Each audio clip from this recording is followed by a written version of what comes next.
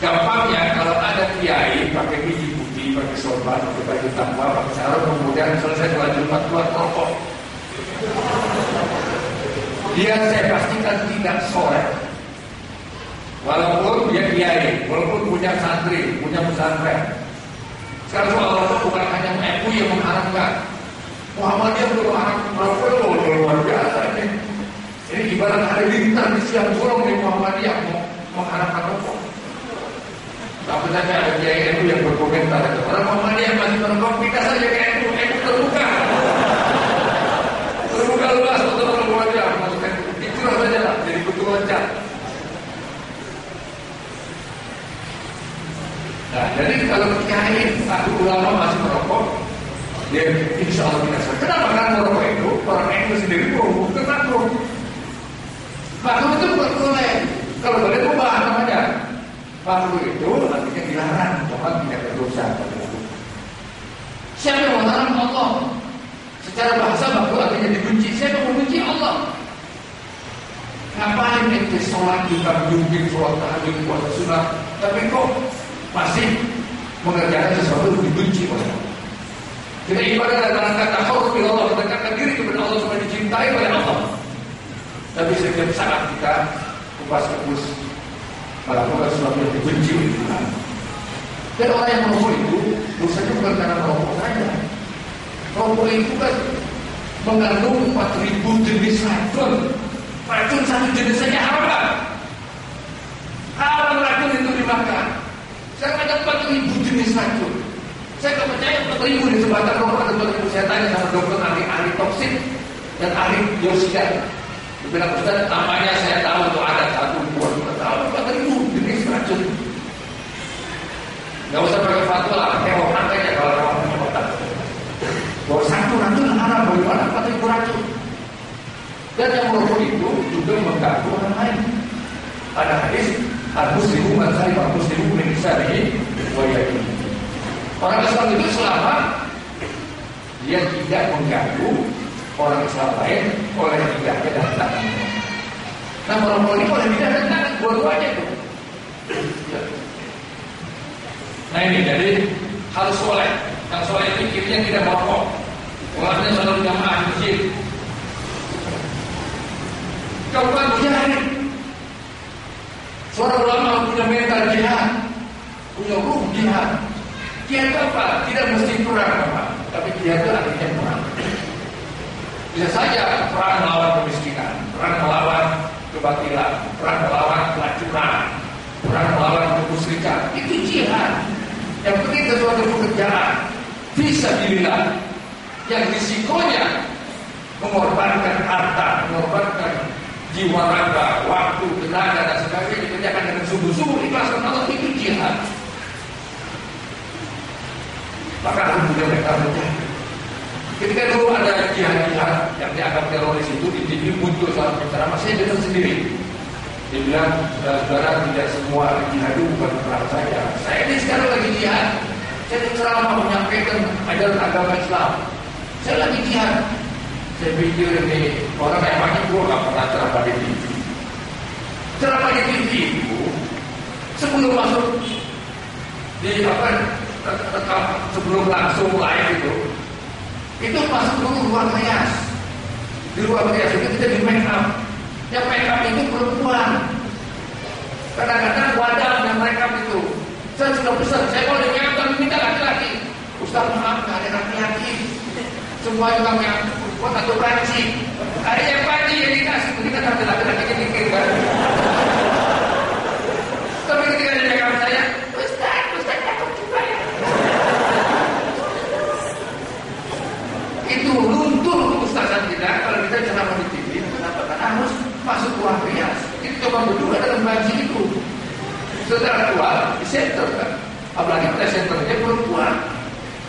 Model Islam mana itu harus duduk berdampingan dengan perempuan. Acara Mama Hadirin itu kenapa presenternya laki-laki? Yang hadir perempuan semua.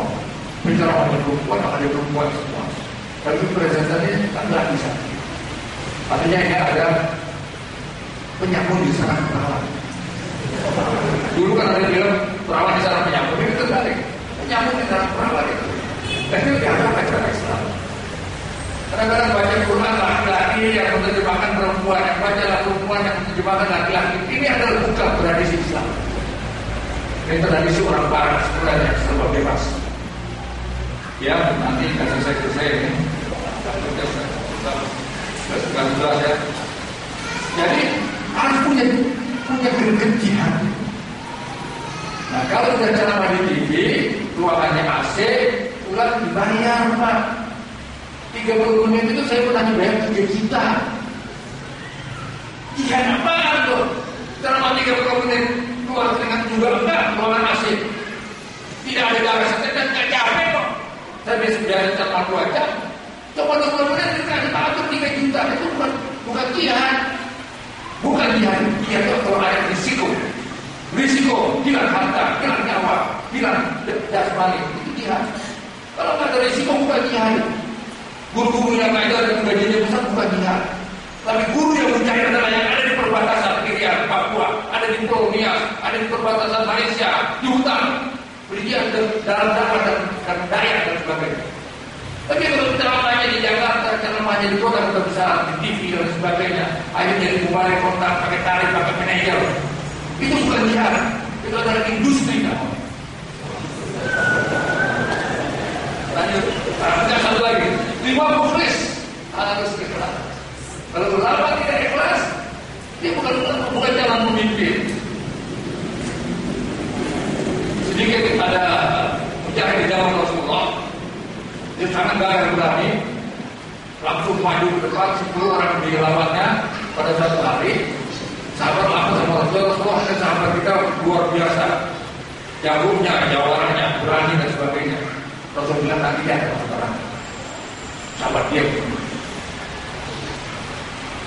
nggak berani lagi tanya sama Rasulullah. Hanya pada suatu hari ketika dia yang dibanggakan sebagai pemuda ini terluka dalam perutnya dan dia tidak bisa menahan rasa sakit, akhirnya diambil pedangnya, dia bunuh diri. Datanglah sahabat Rasulullah, tenang. Dia yang kamu banggakan sebagai pemberani, tapi dia tidak ikhlas. Dia bunuh diri dan bunuh diri masuk neraka. Jadi harus ikhlas. Dan ikhlas, asrul asya, sirrul asya, rahasia semua pekerjaan dan ikhlas. Lanjut.